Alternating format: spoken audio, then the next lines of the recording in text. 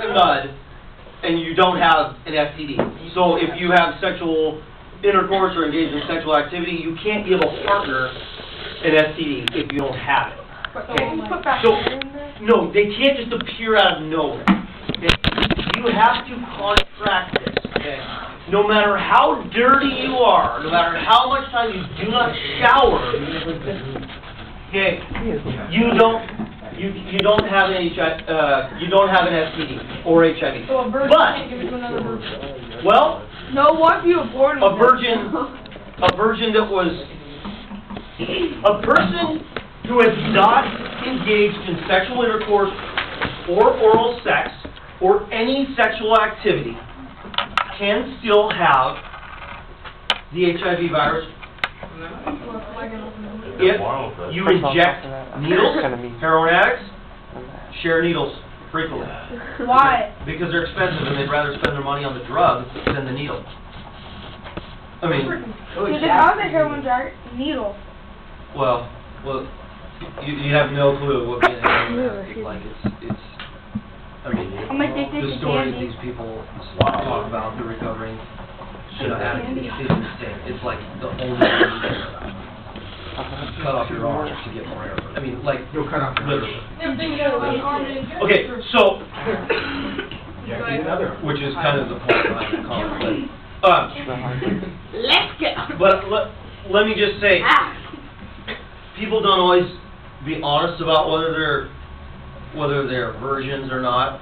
So you want to be the only safe way to ensure you do not get an STD or HIV is to abstain from sex. So it'll be like a nun or something? You can't. Well, you can't do a nun, dude. Remember. After that, like nun, never. I don't think they do. Get any? No. Remember. I never. Mine takes double. No, I need a new one. I'm getting a new one at graduation, maybe. Remember, 20 pieces. Adolescents and young adults are at particularly high risk for STDs because of multiple partners, unprotected sex, partners who are at higher risk. So, no, you don't have to be a nun. Okay? But abstinence from intercourse and sexual activity until you have a long-term, committed relationship, like marriage, okay, that will give you a less risk of getting an STD. Maurice. I have two questions. First one, if you get HIV and you take care of your body, is it kind of like make you so your hormones your antibodies don't get so tired and run out? Okay, whoa. You gotta say that question. What? If you take good care of your body and are athletic. Well, I'm just saying, taking care of your body and you have HIV, does that make it so your antibodies Maybe a little longer, but I mean, there's no cure for this virus. It's it will happen. James, hey. No, he has two.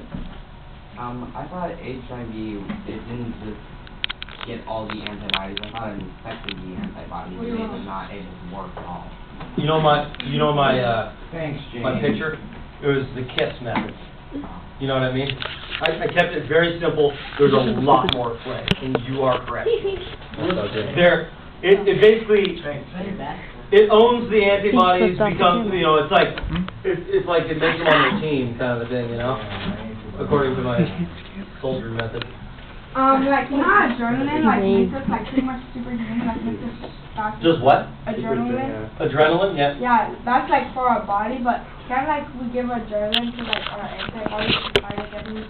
Probably for a short burst of adrenaline. Yeah, to kill the Right, but I mean, you gotta understand, it's like. Have you guys ever heard of Chinese water torture? Yeah. Okay, yeah. so they drop a drop of water on your forehead. Yeah. Okay? And it keeps going. 1 or 2 drops of water doesn't hurt. I mean, you could even probably withstand like a day of water dropping on your forehead. Okay, but over time, this virus is in your body. Every day, all the time. You're constantly fighting it, like breathing. Okay? I mean, it's gonna win. Chinese water torture is gonna win.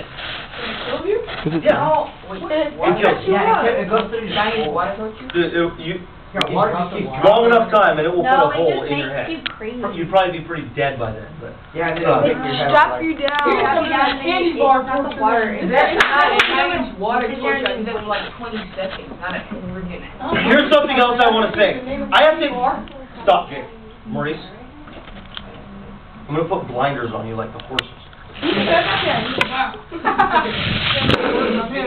Okay, here's the deal. I also wanted to say something about getting all dirty and then, not showering. Okay, it's not healthy to do that because you're not going to get STDs or, give that to your partner, but you can get other infections. I mean, think about it. If you're dirty, you have bacteria on your body, well, you can give your partner bacteria. It's not an STD, but... What? Not really. In fact, I think if you happen to open your mouth without raising your hand, I'm just going to ask you to go out. Or turn around. Bacteria can form in the genital area just like it can, from not being clean, just like it can form,